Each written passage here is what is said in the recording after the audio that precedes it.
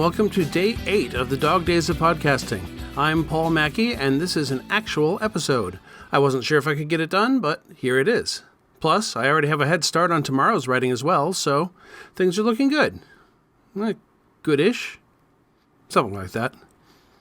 This is the third episode of Gravity Falls, titled Headhunters, and it first aired June 30th, 2012. Brief summary. Suze discovers a hidden door that reveals a room full of wax figures. It turns out that Grunkle Stan had a wax museum that he gave up on. When they find out wax Abraham Lincoln is melted, Mabel makes a wax figure of Grunkle Stan.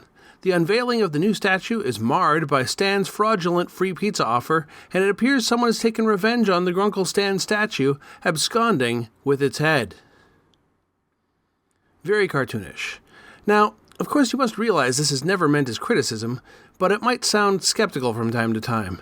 It is awfully convenient that Mabel can just sculpt lifelike, life-size figures out of wax. In the land of cartoons, this sort of thing is possible. My favorite line. Sorry, Grunkle Stan, but we've got a big break in the case. Break in the case! We're heading into town right now to interrogate the murderer. We have an axe! This seems like the kind of thing a responsible parent wouldn't want you doing. Good thing I'm an uncle. Avenge me, kids! Avenge me! All right, now, who is?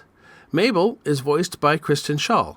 Kristen Schaal is a comedian and actress. She was born in Longmont, Colorado, and grew up outside of Boulder. After graduating from Northwestern University, she moved to New York City to pursue a career in comedy and acting. She's known for a wide variety of work. She's done voice work like Gravity Falls, Bob's Burgers, BoJack Horseman, and PBS's Word Girl. She's been a frequent correspondent on The Daily Show, has worked several times with the Muppets, and has worked for many years as a stand-up comic. Her television appearances include Flight of the Conchords, The Mysterious Benedict Society, Our Flag Means Death, and What We Do in the Shadows, several of which are on my potential shows to cover list. On film, she's been seen in Bill and Ted Face the Music, the Toy Story franchise, Cloudy with a Chance of Meatballs 2, and Despicable Me 2. Mostly voice work.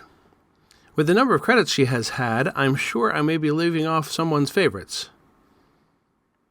What worked? I think this one was a lot of fun. I love a zany Wax Figures Come to Life episode. It was kind of one Paris away from Fallen Idols, right? It was funny and presented a whodunit that, while you couldn't predict the ending, was still a lot of fun.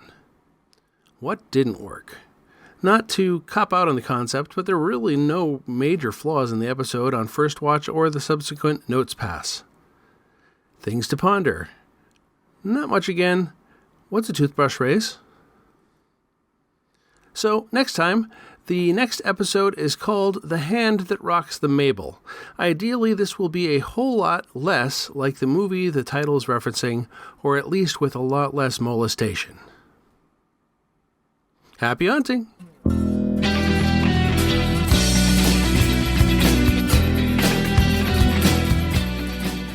You have been listening to the One Idjit's Thoughts On podcast, produced by Paul Mackey in association with quadruplez.com. Theme music is Too Good by Jack Mangan and is used by permission from him. If you would like to hear other podcasts by me, you might try the Ghostlight podcast, a completed introcast about the TV series Slings and Arrows, or Idjitcast, an introcast for the TV series Supernatural. Both can be found on fine podcasting listening software everywhere or at quadruplez.com.